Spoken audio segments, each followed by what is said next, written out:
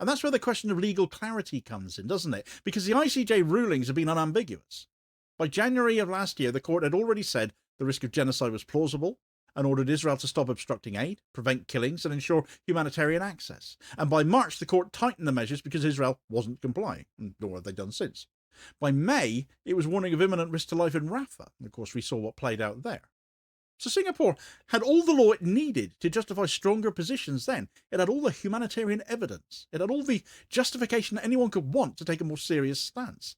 And it did nothing except statements about suffering and proportionality. So yes, the sanctions do feel sudden, because Singapore bypassed 2 years of mass death, starvation, and legal rulings, and only acted when the target was politically safe for them to do so.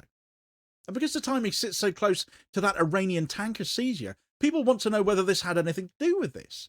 And the simple answer to that is that it did, but not as a direct trigger, not as retaliation, but as part of Singapore's understanding of how dangerous the region has become for small states like them. You don't need direct threats for a state like Singapore to feel the need to recalibrate. You only need to see how easily the flow of goods you rely on can be disrupted when the region turns a bit more volatile than you'd like. You only need to see how quickly you can be dragged into a conflict you weren't part of. A tanker destined for you, being taken in Hormuz, is enough to remind you that you don't want states like Iran to think you're lining up behind their enemies. Now, this is inference, certainly, but it matches Singapore's long-established pattern. When geopolitical risks spike, Singapore always retreats to visible neutrality, because neutrality is what protects it. The sanctions are part of that defence strategy now, and the West Bank violence gives them perfect justification. There's no argument from me on that if taken in and of itself.